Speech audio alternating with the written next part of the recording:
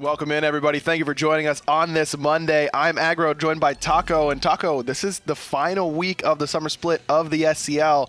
We're kicking it off with Europe. And it's pretty much do or die for a lot of these European teams. Yep. Rival right now sitting pretty close to qualifying already, and we are going to be seeing eRa Eternity versus Eanix to kick things off. That's right, eRa versus Eanix, and it's gonna be a tough look for one of these teams to unseat Rival. As long as Rival finds one victory in our second set up against Naventic, that's gonna be them securing their spot towards DreamHack Valencia. Then we move on to NA. Strictly Business versus Starboys are going to be our first North American match of the day. And then to close it off, it'll be Obey Alliance versus Elevate.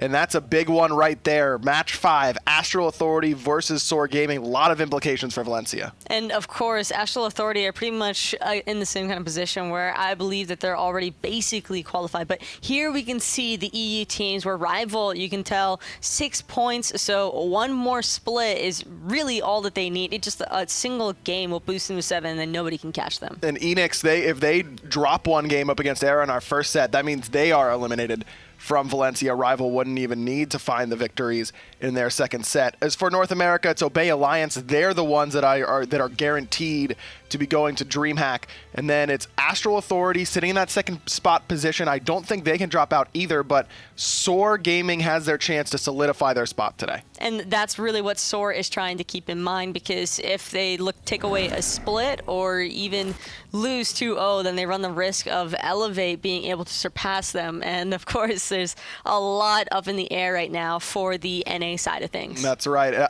Strictly Business as well has a chance to surpass Soar if they don't find the victories up against Astral. But we're going to get to the NA stuff later on today. We're ready to go for the European side of things. It's eRa Eternity up against Eanix. And remember, I know we just looked over it, but there was a lot of information there. Eanix needs to find the 2-0 victory here if they want to keep their Valencia hopes alive. And of course, I think that Eanix, knowing that this kind of pressure has been placed upon them, they are looking to perform. They've had fairly solid performances so far. I mean, they're one of the only other teams to secure a set victory, so it shows that this team has a lot of promise. They sure do. Picks and bans should be going up shortly for these two teams, and this is a meta that is slowly starting to evolve here. We saw it on the PC side of things, Taco, where it was very fast, games were over pretty quickly. And now it's starting to slow down a little bit more. Teams are more picking for late game. Do you expect to see either of these teams go for that aggressive early style? I would kind of anticipate one of these teams looking to close it out early, more specifically eRa Eternity, just because they might be at a slight deficit towards Eanix as far as general team synergy is concerned. So it might be a little bit easier for them to look for that more aggressive route and kind of catch Eanix off guard. Sure. Terra and Tusano, the two bans from eRa Eternity. Eanix banned Fafnir and Osiris. Couple options here for eRa. Bellona, obviously one of the first to come to mind in terms of when Osiris is banned, Bellona usually taken off the board pretty early. And it's going to be the Ravana, and this could be a flex pick potentially. It could be in the Soul Lane, could be in the jungle. I would probably anticipate it to go towards the jungle just because of the early pressure it can provide. I would agree with you. I mean, we've seen some Soul Laners still to favor this, and even some supports, but we don't talk about that as much. Ravana really solidifying himself in the jungle more than anything else right now, even after the Sunder nerfs. Geb, the first pick for Eanix. Alongside that, Zeus. A lot of AoE control and protection for a big damage dealer like Zeus. And that's exactly what you need for a Zeus, is you need some survivability aspect. As long as that Geb is careful with positioning in the early game, I think both of them are going to be just fine. I do like the current response, though, from eRa Eternity, really keeping that early game-oriented pressure mindset, and the Ganesha as well, I think, could provide an excellent way to counter that Geb shield. Very strong draft so far from eRa Eternity, just through their first 3 picks. And Zeus, while very popular, specifically on console for mid laners and always a strong pick, against Ravana, that is a really tough matchup. I mean, you just get jumped on. Even with that Geb shield, how much can that really help Eanix's mid laner? Well, the Serqet should try and provide a little bit of assistance towards that as far as looking to burst down that Ravana. But I do agree, it's incredibly difficult for a Zeus or even a Geb early game to really escape from the clutches of a Ravana, just because he has that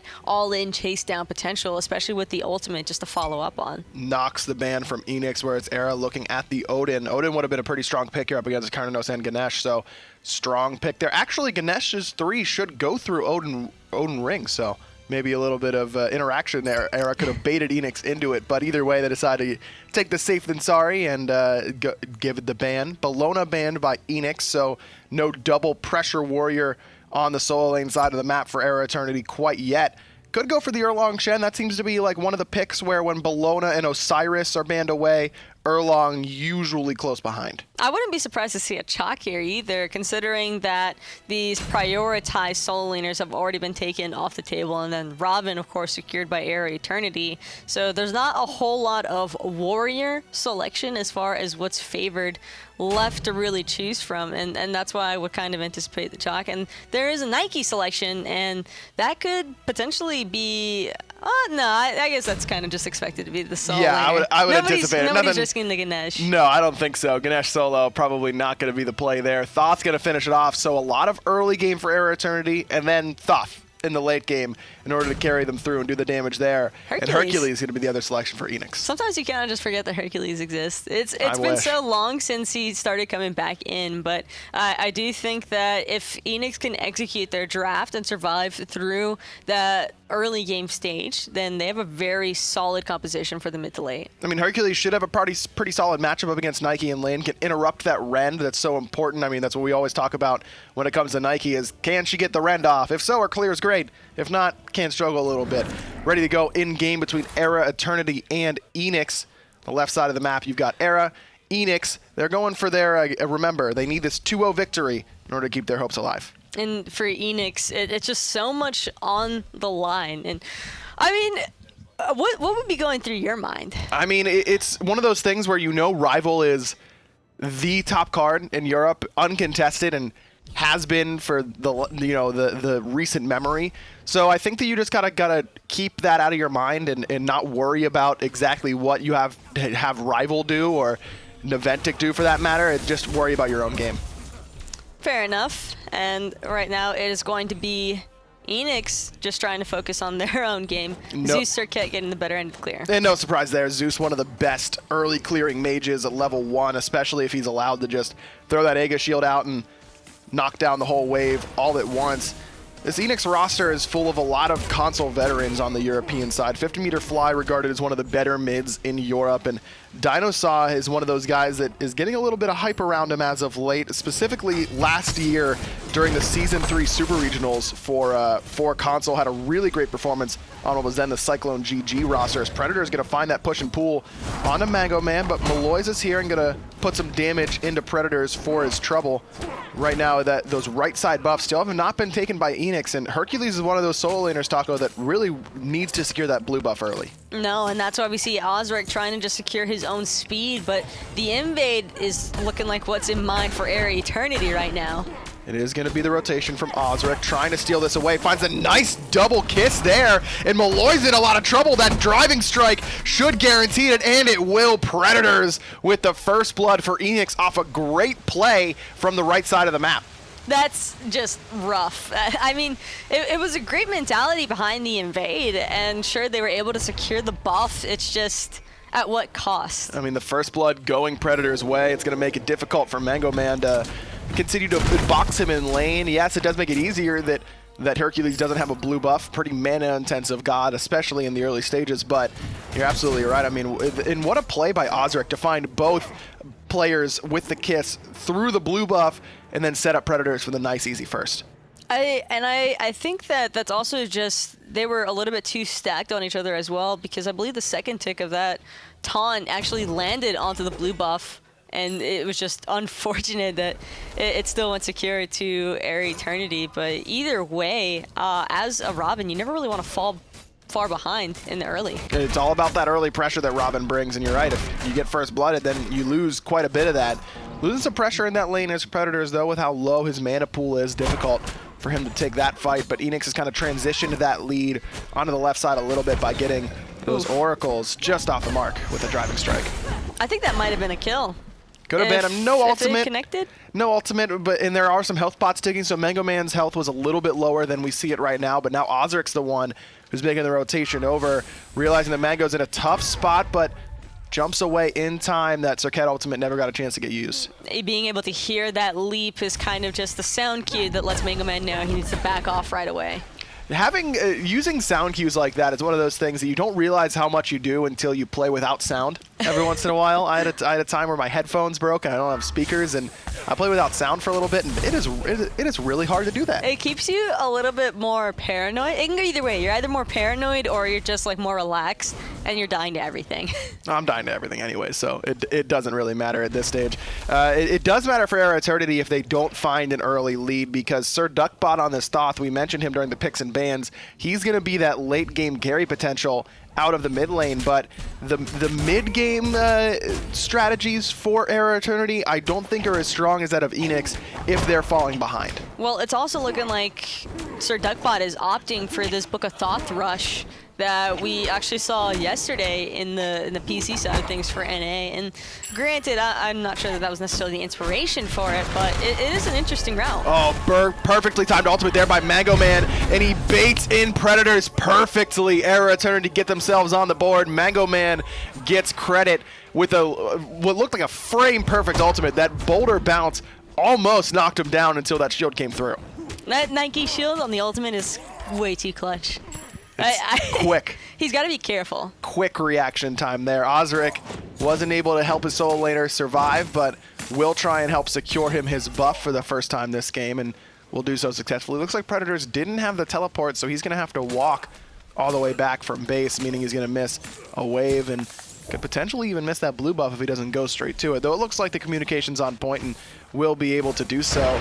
Look at the build that Mango Man has gone for here, Taco. No boots right after that Death Toll, instead rushing the silver breastplate. Why do you think that is? This is kind of risky, and the reason why I say that it's risky is because sure, you get the physical protections, but not having mobility against a Serqet and relying purely on your leap to be safe, that's kind of just maybe not necessarily the route you want to be in. Well, there's the push and pull. There it is again. Auzrik going to throw that ultimate onto Mango Man, and no leap available. Auzrik puts Eanix second kill on the board. All the action so far is going on in the solo lane. And that was an excellent response by Auzrik and Predators. Predators, after falling to Mango Man and Maloaise, actually allow Mango Man to slightly surpass him and help Maloaise catch up a little bit on farm. But DineOhSaw, he's in trouble. Coach Killy's the one locking him down. Good autos there. Three-man Cataclysm from DineOhSaw into the Petrify coming out of Welshbeastq. And DineOhSaw just able to escape for the time being. Final Judgment doesn't quite reach Welshbeastq, but Vaporish Coast will. eRa Eternity evens it up at 2. On the left side of the map, we finally saw some action in the duo lane, but DineOhSaw almost fell. Could have been worse. Those reinforced greaves coming up big. Those reinforced greaves is always so much fun when you realize how tanky you are, especially on the Geb. The shield as well really came up a little bit clutch for him there as far as just surviving that moment longer so his team can respond. But really, it's on Vaporish for picking up that kill. A 50-meter fly dropped the ultimate there, but just couldn't really make an impact with it. Predators made the rotation all the way over, and he's using that mobility that he went for by finishing his boots off first, the usual start, if you will, in the solo lane, whereas Mango Man only having that the boots 2 now couldn't make the rotation over. And Predators also having the Warrior tab online already is going to have that extra boost of damage. So these driving strikes are actually going to be chunking quite a ways for Mango Man. 4-man grouping onto the Fire Elementals as Coach Killy again goes for the aggressive route, but immediately turned on and exploded. Auzrik gets credit, but it was Predator's boulder that did a lot of the work. Mango Man pushed back right into the clutches. A 50-meter fly, a big chain lightning goes off, but a better ultimate out of Mango Man is turning this around. Auzrik throws the last breath onto Mango, who goes back into his team, and there's going to be no remaining follow-up, so a lot of ultimates used in that last engagement, but no one falls. Also, that stun by Sirduckbot came up pretty big for Mango Man. I think that Auzrik was looking to potentially pursue that up until he took that chunk of health, as well as just the general stun. Very close. Coach Killy needs to be a little bit careful there, though. I mean, he just pushing too far forward at that instance. Ganesha, excellent in terms of backline peel, and the initiation in 2-on-2 engagements is pretty good, but with a big team fight potential like that, Ganesha kind of just gets turned and bursted pretty quickly. So far, so good, though, for eRa Eternity, when you consider that Eanix are the ones who picked up the first blood, and they're not even really that far ahead. No, eRa has had some struggles during the summer split, but looking pretty strong here, and this is definitely a roster that can make a comeback. Mango Man putting some pressure onto Predators along with Maloaise. Predators 1 HP, but he's going to be able to just escape. No remaining poke from eRa is going to put him down. Got to be careful with those lazy backs. I don't think that Predators is going to try to risk it any longer. I think that if Maloaise had his ultimate, that would have easily been a kill. Maloaise still sticking around. Almost has that ultimate available, but Predators this time playing a little bit more conservative. Poke's going to come through from Mango Man, but Predator's going to push him into the tower. Maloaise still doesn't want to show his face quite yet. Wants to bait Predators in a little bit more. Almost cost Mango Man his life. But somehow, eRa Eternity Soul Laner escapes. Predators is going to be able to heal most of that poke up anyways, though, so Hercules coming up strong there. And meanwhile, man, I bet Auzrik's wishing that he'd been on that side of the map still, because Predators is making plays over here. He really is. I mean, 1-1-2, sitting second on his team in terms of total net worth. He's been doing it all by himself, basically, for the most part. Auzrik has been a big help, of course. And again, Predators finds the pluck and push, but this time Mango Man has his ultimate. Maloaise right in there with the Mystic Rush, trying to tank up that tower, using that damage reduction the Mystic Rush provides, but the minions may be enough. Predators looking for it, but the speed buff gets Maloaise out of danger in time. But again, Predators takes the 2v1 and it ends up on top. Nearly securing a 2v1. Can you imagine if he killed both of them? That would have been insane. But really, this opens up so many different avenues for Auzrik because he basically doesn't have to worry about that lane anymore. And Maloaise has lost a lot of farm by going for these aggressive plays. I mean, he's 2 levels down to Auzrik right now. Yes, Auzrik has 2 kills and the first blood to his name, but he's also done a really good job of focusing on the farm, whereas Maloaise has been looking for these ganks on the right-hand side, and to me, it's pretty clear that those ganks are not going to work. If I'm Maloaise, I'm not spending any more time in that right lane. No, he can't really afford to. It's a Hercules, and it's a past level 10 Hercules at that. He's got plenty of protections now as well, with the Breastplate of Valor coming online. Maloaise really needs to just kind of do what Auzrik's been doing, because while he was ganking, we saw Auzrik underneath the oracles, kind of just splitting dual lane waves, mid lane waves, securing that neutral farm on the map. And I think focusing on that, especially as a Serqet and even a Ravana, could definitely benefit from. And the Breastplate of Valor being finished for Predators means that, you mentioned it, he's going to be pretty tanky, but you look at this tower shield that's going to be turning into a Shifters. One of the things that we haven't really discussed in terms of Shifters being so viable is, yeah, it's 70 power, which is an absolute ton, but usually you see junglers go for penetration in that second item slot, like Auzrik is doing on the Serqet. And whenever you go for outright power, your ganks against the dual lane and usually the mid lane are a little bit better because those players won't have any protection, but it does suffer on your solo lane ganks because you can't punch through the protection they're building. Not to mention that he doesn't have a Sunder or a standard basically active item that would help him as far as shredding down Predators in that solo lane is concerned. And so without that additional little boost of power, I don't think he's really going to have very many chances to really reduce Predators' health. It is the Shifter shield there for Maloaise as Predators goes back to base. He's going to start working on what's likely to be a Hide of the Urchin or potentially a Spirit's Robe. I think either one could fit the bill here. We're 11.5 minutes in. Eanix, they're up 3-2 in kills. Little less than 1,000 gold in total.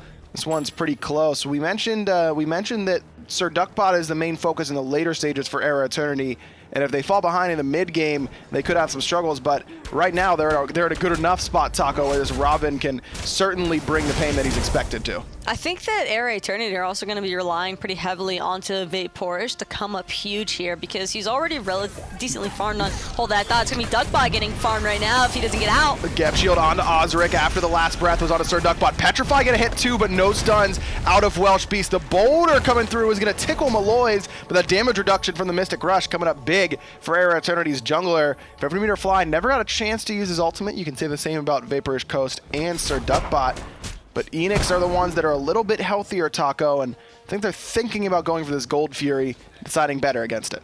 I'm kind of surprised they didn't immediately turn tail to that Gold Fury, realizing that everybody from eRa Eternity had kind of just backed off. Especially with the Zeus ult available. Lightning Storm, one of the best mage ultimates at not necessarily securing a Gold Fury, but burning it down as quickly as possible. Maybe the fact that Final Judgment was available on the other side for Seal was what deterred them? But I think that if Duckbot had tried to come back into that engagement, knowing that his actives or that his beads were down, they would have probably just looked to aggress onto him. Either way, Eanix do not go for the objective. Instead, resign themselves to the farm. So Mango Man and Predators have really been going at it consistently. You usually don't see solo lane with this much action. A lot of poke, a little bit of damage, but not this kill potential that we see on each side. And having that Breastplate of Valor done means that Predator's ultimate is already back up. Mango Man's still waiting for that Sentinel of Zeus to be available for a little bit longer. Slight grouping around this mid lane side there. Predators, you can tell that he's looking for that Earthbreaker driving strike into his team. One pick here could very well spell the start of the Gold Fury for either side. And that's what you like to see out of your solo laner. They get a little bit of a lead, and then they start to rotate towards mid, hang around, are willing to lose, you know, the big minion like you see Predators is doing right now to the tower in terms of gold, trying to spread the wealth, if you will, and transition that gold lead that he has into elsewhere on the map for Eanix. Plus, both Predators and Mango Man opted to go for that Bracer Relic, so having that secondary burst heal on top of the survivability that those gods already provide is pretty substantial. Maloaise shows up along with Mango Man. Knockup gonna hit, but the root did not. From Maloaise, Mystic Rush right on top of Predators. That means he's taking extra damage now, but immediately, no panic out of Eanix's solo laner and just stands his ground. Both ultimates used, and Predator is still hanging on to his. The left side of the map, though, Eanix has had a couple opportunities where when you see two players on the right, you try and force something on the left, and they have not been able to do that so far.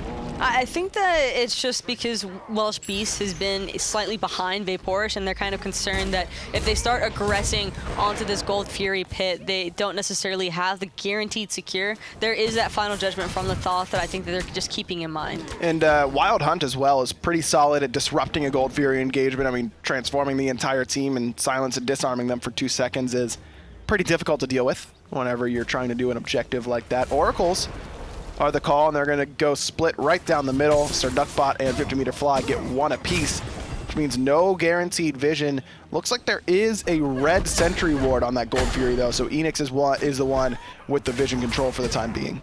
And Eanix kind of have the option to be a little bit more aggressive. It's starting to hit that mid-game stride where these gods are a little bit more online. Geb has the Reinforced Greaves along with the Thieves. It's survivability, but... Maloaise, he's in a lot of trouble. Welshbeastq looking for the Aegis. Gonna buy Maloaise a second, but still looking to get out of danger. No ultimate available, and Welshbeastq will clean him up. This could be the window of opportunity Eanix needed in order to try and do the Gold Fury. They only use that Serqet ultimate. Predators has teleported in to create this zone. Coach Killy trying to get in. Driving Strike gonna miss there out of Predators, and that means that Eanix is kind of second-guessing themselves. Blink Cataclysm onto 2 members. Vaporish coasted to the Purification Beads. Gold Fury dropped, and now it's Eanix trying to take the fight. Killy already gone, but Sirduckbot gonna find an ultimate of his own to erase Auzrik in return. The rest of Eanix is on the retreat, whereas Predators is all by himself, continuing the push. Mango Man's finally showed up to this engagement, but Eanix willing to just let it go. Fortunately for eRa Eternity, though, Eanix were poked out enough and stirred up enough to just back off of that Gold Fury. And that was an excellently placed final judgment from Sirduckbot. And that's what you got to do to Serqet, is just quick burst. I mean, Serqet, for as mobile as she is and how incredibly well she can get around the map, doesn't have a particularly large health pool, and Final Judgment can take care of small health pools better than just about any ability in the game. Oh yeah, we saw that as soon as, I mean, he got the kill on the Ganesh, but was immediately deleted afterwards. What is it about EU ADCs that like laughing so much? They like laughing? They love to laugh. They love spam taunting and spam laughing each other. They're a happy bunch, I suppose. I mean, they have plenty of happy engagements with each other. So. Do you think they like send jokes back and forth and then laugh? I don't know how to do the command on the controller though. It's right on the D-pad, XBX. What stick layout you using? Savage, of course. Okay. Please, like there's any other acceptable stick layout. I'm waiting for somebody to roast you on that one. Please, feel free. It's unroastable. Scott Gandhi, the god himself, designed it, and you can. Listen, Twitch chat. If you guys aren't using Savage, you're not playing optimally. I can tell you that right now.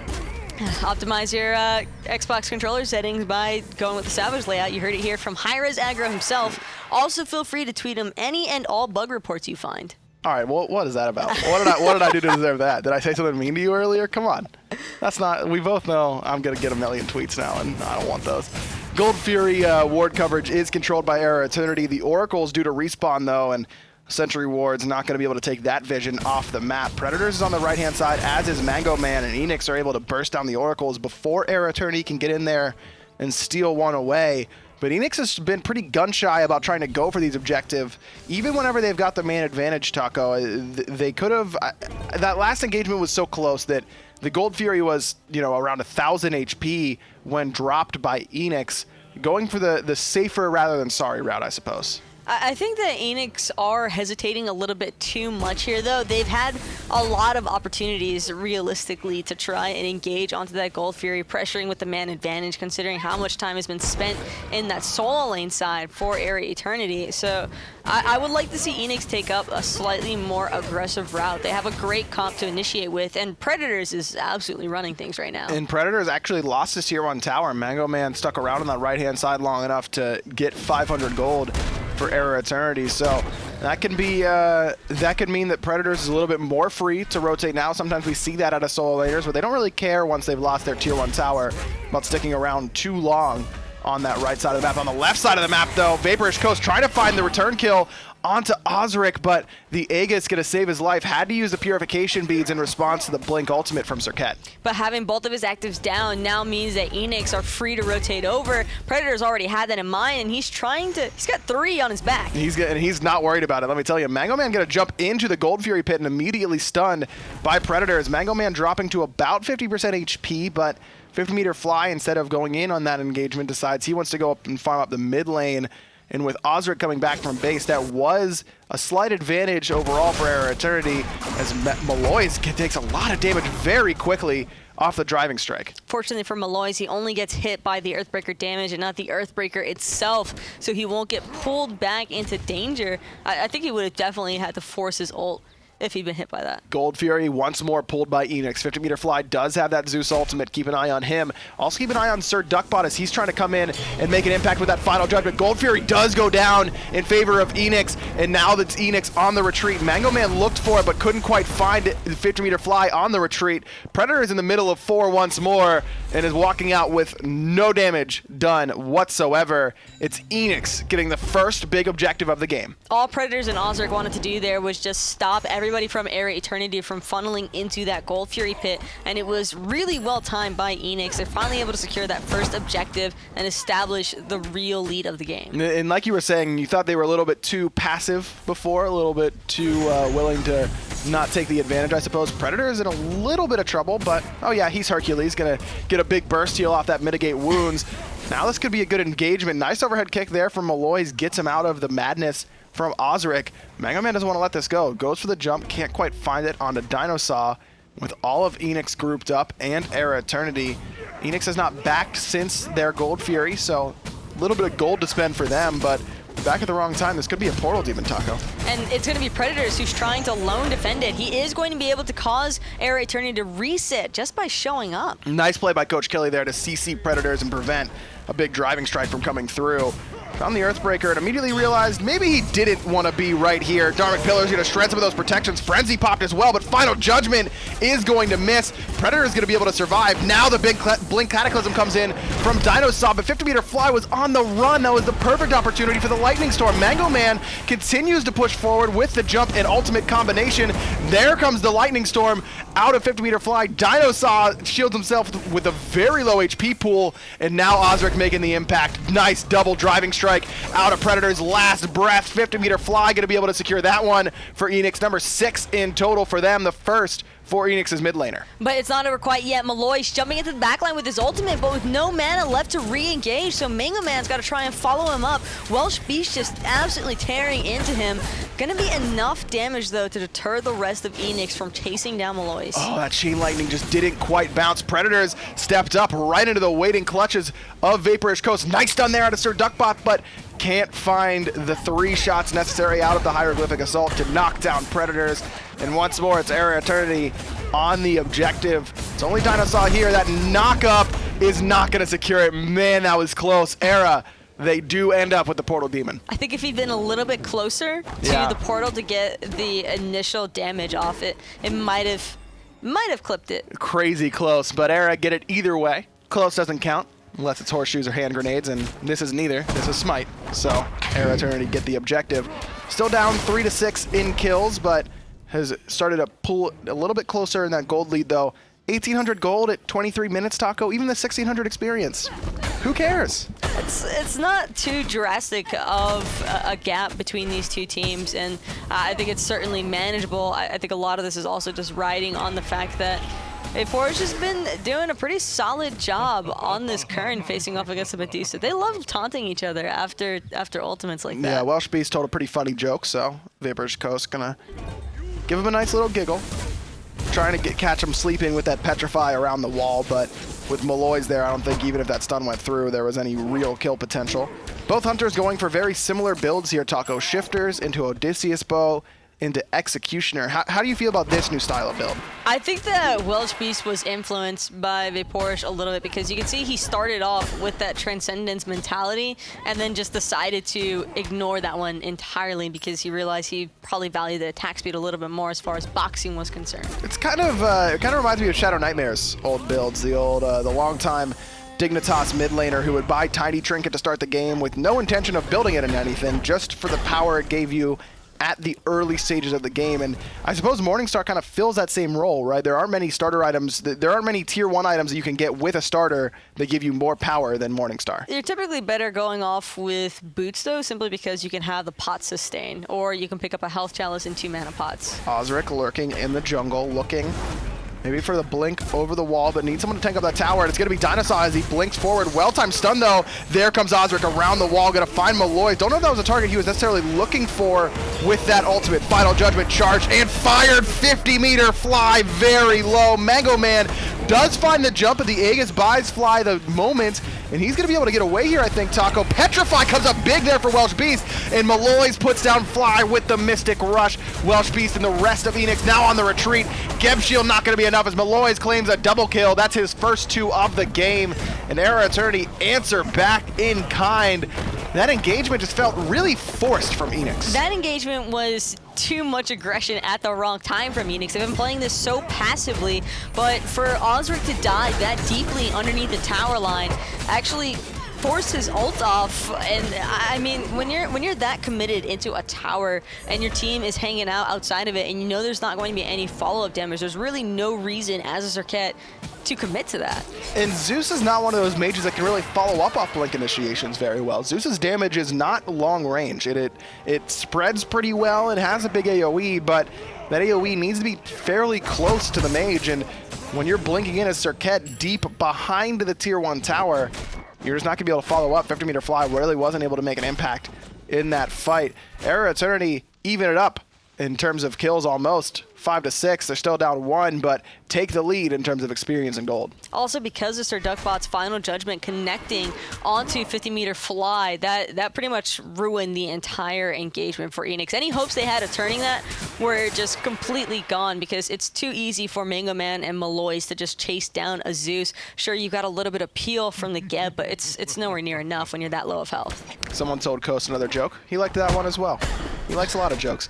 You know what item I think is really undervalued right now, and I might have to wait to tell you because Mango Man is in a little bit of trouble on this right-hand side. He's got 3 people here. Auzrik lurking in the wings, finds that madness, but no ultimate coming out of Auzrik. Mango Man is forced to use his, so I suppose a 1 for 0, and with everyone there from eRa Eternity, turns out that holding the ultimate there from Auzrik probably the wiser call. Didn't want to bait his team into a bad engagement, but Stone of Fall is an item that is really, really good against characters like Thoth. You mentioned in that last fight, a lot of the reason that goes wrong is because Sirduckbot makes a nice play and hits a big ultimate and takes 50-meter fly down to 5% HP from basically 1 ability. Stone of Fall, if it reduces that to, what, 30% or 40%, whatever it is, you're not going to get one-shot by a Thoth ultimate anymore, and it also gives you magical power and CDR. I feel like it's an underbought item. No, I won't be bought until we buff it. We should buff it a lot. I like that item. Maloaise gets stunned by the Petrify and immediately has to use the Purification Beads. Coach Killy did drop the Dharmic Pillars, but that's not the most impactful ultimate in the world. Not one of those that you're really, kicking yourself for missing. Not the end of the world when you do. Overhead kick gets Maloaise out of the driving strike, and Eanix, despite being on the back foot in terms of total gold, now the aggressors, this time around, they get the 500 gold. A lot of that because Mango Man still is not back to base, doesn't have the teleport available, and was poked out on the right-hand side earlier. Eanix now still recognizing that they've got the slight power play with Mango Man backing. You want to pull this Portal Demon.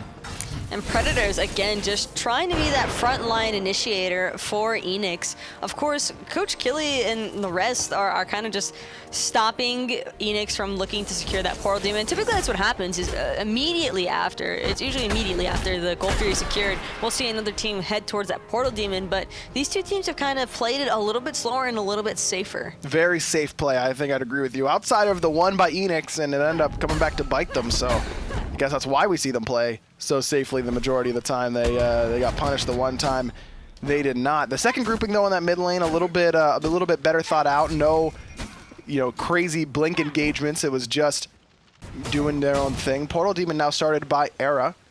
Predator is going to teleport in. Mango Man jumps right in between all of Eanix with a driving strike. Not going to hit. Nice silence there from Coach Killy. Prevents any sort of knock-up from DineOhSaw, or of course a blink engagement. That Ganesh silence, I think a lot of people may have looked at it right away and said, oh, who cares? It's just a silence. That ability stinks, but that ability is incredibly powerful. Oh, silences are the worst, especially when they're being spammed in your face every so often, and having the mobility to turn in that silence is really the annoying factor. Portal Demon once more started by eRa.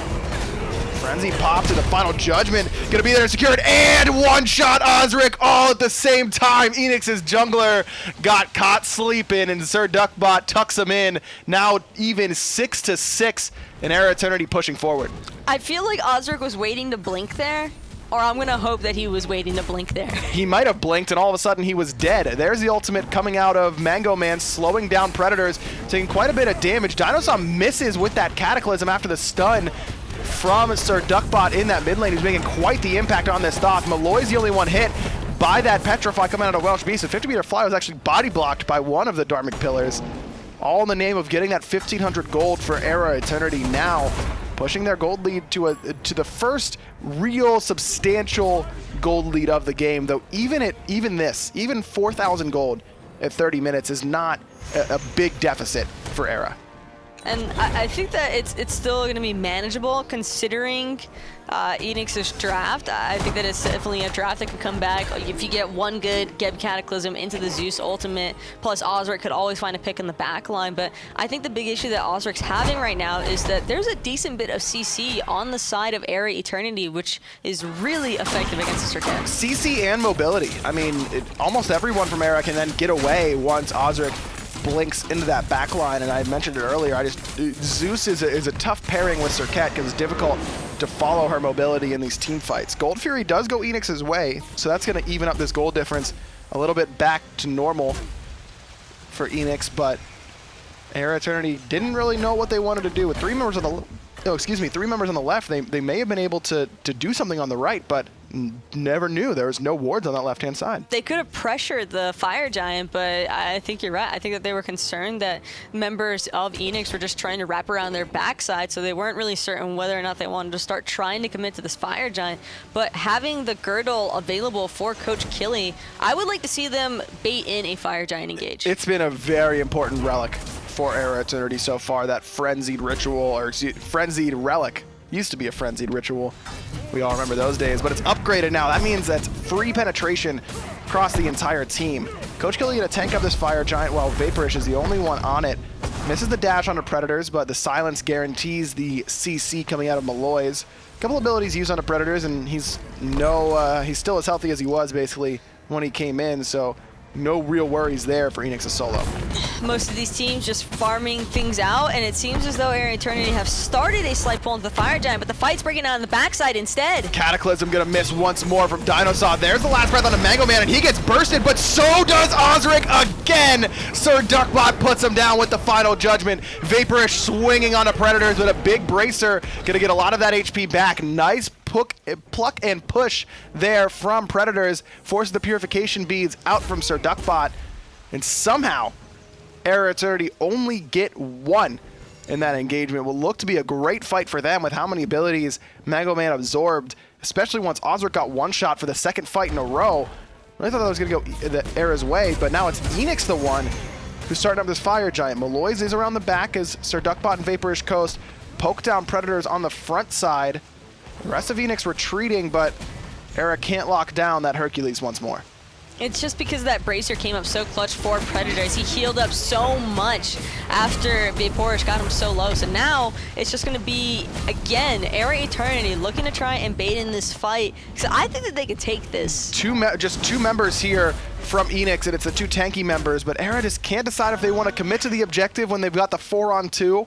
Now going to be a 5-on-2 with Mango Man teleporting in, or take the fight. I don't think they realized that 3 members of Eanix had backed. That's as good as you're going to get around a Fire Giant at 33 minutes without a big team fight going your way. A 4-on-2 with no damage dealers there from Eanix. And they had their Thoth, so yeah. I guess you just want to play it safe sometimes. I mean, no Thoth ultimate, right? Like, Boulder is a really good steal potential there from Predators, but in my mind, if I'm, eRa's coach, I'm probably telling them, you get that Fire Giant to 5% HP, wait for the Boulder, stop your DPS, wait for the Boulder, and then you just finish it once he throws it. I think that they just don't want to risk anything at all, which is why we see them falling back. They're still hanging around, grouped up on that side. It's just the eRa Eternity is kind of running into the same obstacle that Eanix was early on, where the opportunities are there. They could probably easily potentially siege down these objectives. They just don't want to risk it because they know what's on the line. Eanix knows what's on the line. Plenty of towers still on the map for both of these teams, so really the only quick victory path for either of these squads is eRa Eternity pushing up that right side Phoenix. That's going to be a pretty tanky Titan with 3 towers still standing, 2 in the left, 1 in the mid. Meanwhile, Eanix, they've only taken that 1 mid tower they found earlier on. Sirduckbot and the rest of eRa Eternity looking to find this Portal Demon once more. It's worked out for them in the past. I believe they've gotten every one, but this time just a little bit gun shy. Predators again very far forward all by himself, but finds 2 with that Earthbreaker. Sirduckbot had no beads, but the Aegis is going to save a lot of that damage. Mango Man takes quite a bit himself. Sentinel of Zeus coming up big alongside the Bracer. But now it's Eanix with the advantage. You can see how scared eRa Eternity is to go in with their relics on cooldown. No beads for Vaporish Coast, no Aegis for Sirduckbot. There's the Blink Cataclysm coming out of DineOhSaw, and immediately into the backline, Auzrik looks for the Cernunnos. Nice boulder, but it's Aegis'd out by the Cernunnos, and Coach Killy and the rest of eRa Eternity are forced back. But Eanix decides they want to take this chase and not go for the objectives. And Maloaise is actually not trying to allow Predators to back. It's going to be Auzrik wrapping around the backside. Sirduckbot's Beach just came off cooldown. He was able to get out, and now it's going to be a big final judgment. No cleanups, though. Very close. 50-meter fly is going to clean up Sirduckbot, and Welshbeastq gets a perfect shield from DineOhSaw. 3 dead now on the side of eRa Eternity, and the rest of Eanix, despite Welshbeastq being pretty low, are going to try and siege down this tier 2 tower. Only Coach Killy and Vaporish Coast remain. After they get this 1,500 gold, Eanix can head back and get this Portal Demon. I think, Taco, I mean, even with Vaporish Coast here, he has no relics. This is a good kill opportunity. He has no relics, and Auzrik is more than aware of that. That's why him and Predators are the ones trying to zone, and Vaporish, I think that he recognizes it. That's why there's so much hesitation between him and Coach Killy, but Portal Demon's already been secured, so the rest of Eanix can just fall back safely. Nice fight there from Eanix. What went wrong in your eyes for eRa there? It was kind of just the hesitation from eRa Eternity, not to mention that when Predators got that Earthbreaker into the double driving strike on Sirduckbot and Vaporish, he also caused Mango Man to try and peel for them, and Mango Man took too much damage and was forced into his ultimate early on. Fire Giant getting low here for Eanix as Predators forces out 1, but the Fire Giant goes to eRa Eternity. Coach Killy steals it away with the Dharmic Pillars, and Eanix, they don't know whether to cry or try again. They just cannot seem to find these objectives as they go. Another one goes eRa Eternity's way. Mango Man is forced back with a nice pluck back by Predators. A lot of ultimates being expended to try and find the Soul Laner, but he's going to be able to Indiana Jones run his way outside that boulder's range. Oh, man, dude. eRa Eternity really, Coach Killy really coming up clutch there for his team. Really brutal stuff for Eanix. We talked about how we would have liked to see one of these teams, take the risk and go for these objectives when you have the man advantage. I mean, that was 5 against 1, and that 1 was just a Ganesha.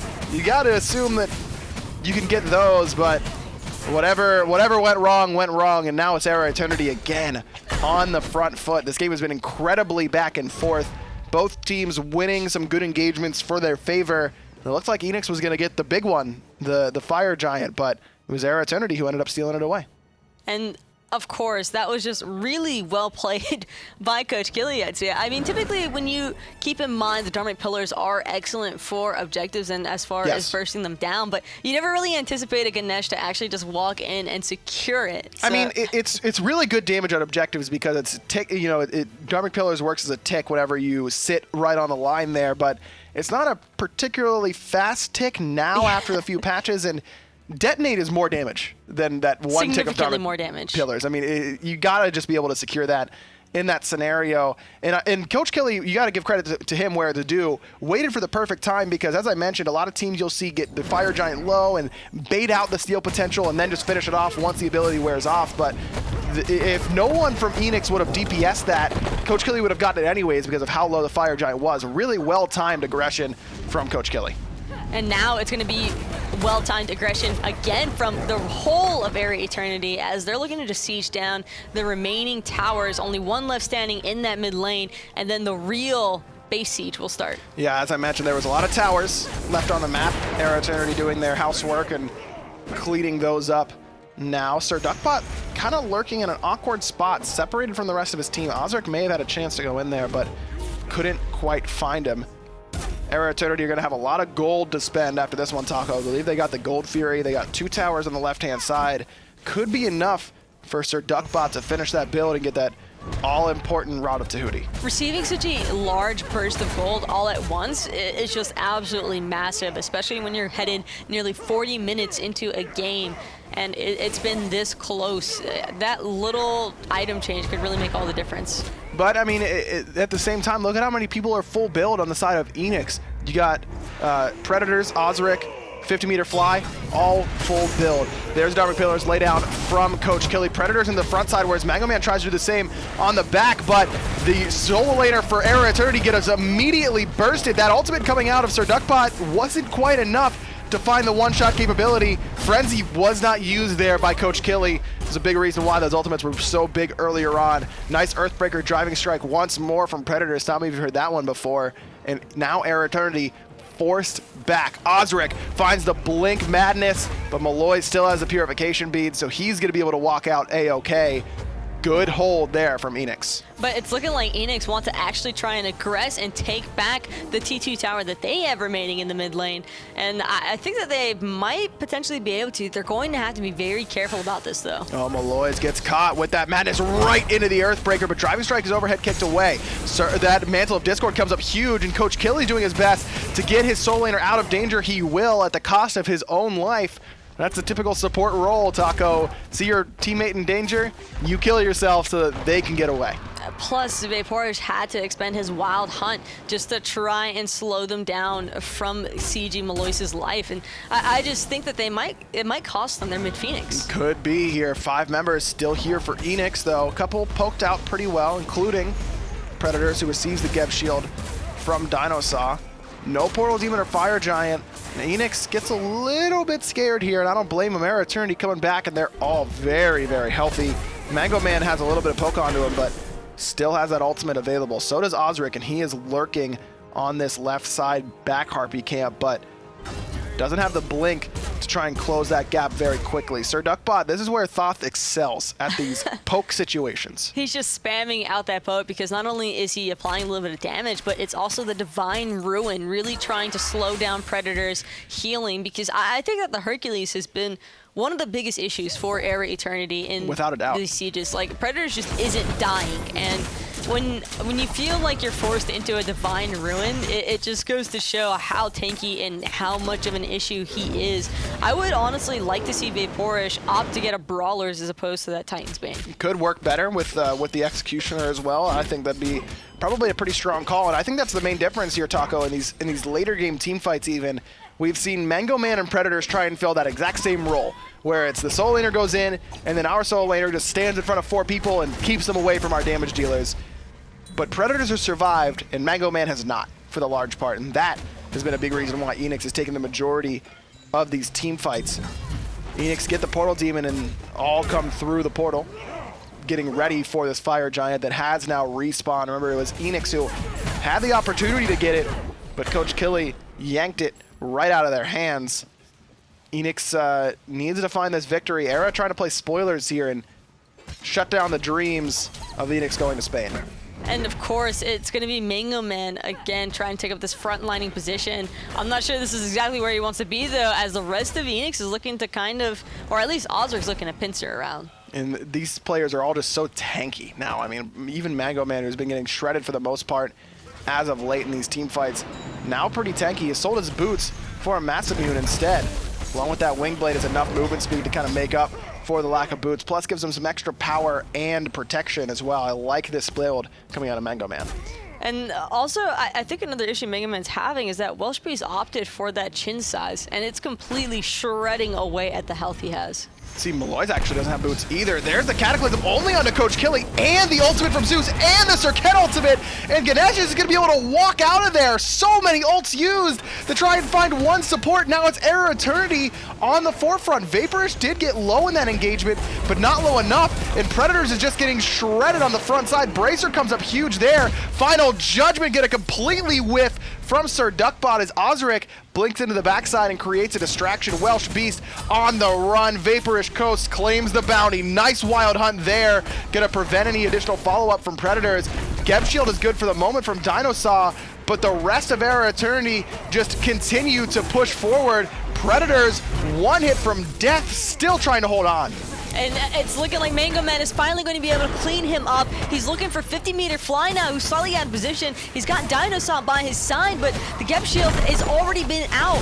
Now 50-meter fly still on the run. Sirduckbot gonna claim his 4th of the game. That's double digits for eRa Eternity, and they're looking at this Phoenix. But Mango Man is low. Taco does have to teleport, but just back in and heal up.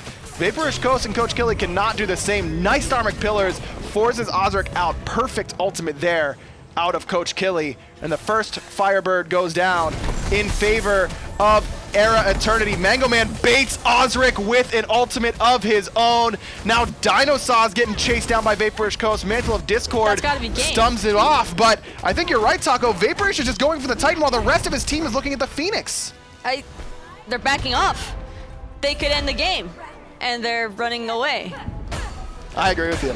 I think that was game because of the minions on the right-hand side. They had minions. They had a minion wave. I mean, Welshbeastq was coming up. Welshbeastq respawned very quickly after that, but Vaporish and the rest of the team on 2 different pages.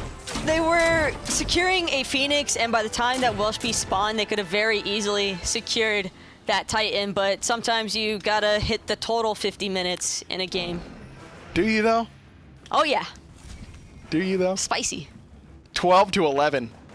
45 minutes in. Gold, who cares? It's 45 minutes in. Experience, who cares? It's 45 minutes in. Even the supports are level 20. Great bait there for Mango Man. I was thinking myself, what is this guy doing? If I'm Auzrik, I'd probably make the exact same call. His ult came up right as that happened. Yeah, really smart play out of Mango Man there for sure. Fire Giant is the call here for eRa Eternity. This time, they're the ones who get to start it up themselves, and no steal potential this time around from the other team. It's gonna go down. eRa Eternity claim their 2nd of the game with 1 Phoenix left remaining, and how much gold is on the side of eRa Eternity. You gotta imagine that if they just find 1 pick here, Taco, they could just march right into that Titan room and finish it off. Final Judgment alone is gonna do a significant portion of that Titan's health. Or they could find 4 picks, take 2 Phoenixes, and back to base. I mean, maybe they're low, and that's the right play. All right. I'm not gonna rule it out. We've seen crazier things happen before, or it could be Eanix finding the wipe here and pushing down and ending the game themselves. That middle and right side Phoenix are both exposed. Only 2 towers still remaining, and those are in the dual lane of eRa Eternity. Oh, nice. Someone told Coast another joke. Probably heard what I just said. He might have. Sirduckbot throwing out these shots, and again, that's exactly where Thoth excels. There's the ultimate coming out of Coach Killy, and the Frenzy Pop. Predators is the focus for the time being. That Final Judgment came up huge once more for Sirduckbot, and Mango Man, or excuse me, Maloaise is gonna finish off 50-meter fly, and Predators all by himself, 2 kills out of eRa Eternity's jungler. DineOhSaw trying to play distraction. Looks like it almost worked, but eRa Eternity keep their eyes on the prize. Only took them 46 minutes and 55 seconds. They find the victory and spoil the hopes of Eanix. And just like that, it's basically going to be Rival guaranteed to Valencia. So congratulations to Team Rival, although we'll still get to see their set later on today. That's true. I mean, they got to make sure that they're in tip-top shape coming in for Valencia for sure. No surprise to see those European favorites clinch their spot here today, but we got to give credit where it's due. I mean, eRa Eternity played great in this game, Taco. Let's take a look at some Maloaise replays. He really, on this Ravana jungle, was all over the place. And I think that was really the big aspect for it. It was kind of questionable at the start. He had a really rough start, but he was still able to come back and make himself be that another frontline aspect that was incredibly important for the overall sieging and wins. He really was. He was that hybrid right here, even at the end where, you know, he's supposed to be that 46-minute tank. He's the one diving in with Mango Man and finishing off the 2 clean kills in that Titan room to secure the victory for eRa Eternity. And this is an opportunity, even though these teams are eliminated from DreamHack Valencia. I mean, Summer Split is great and all, and everyone wants to go to Spain, yeah, but everyone's got their eyes on the Fall Split and making it to Worlds. And these games, even though they don't mean a whole lot in terms of immediate impact, can really make a difference down the line. You want to get as much practice and considerable practice as possible. Especially considering that knowing Rival is already locked in for Valencia, teams can have a tendency to fall into that lull of not really worrying too much about competition. So taking every single match seriously, which is evident that, I mean, eRa Eternity didn't have a single chance to go, but they are still playing, I guess, for pride at this point, and I mean, for good reason. Yeah, they look really good, and there's certainly a team that can make some progress and probably make a splash during the Fall Split. You can say the same about Eanix. They looked good in that game too, but ended up on the losing end. Game 2.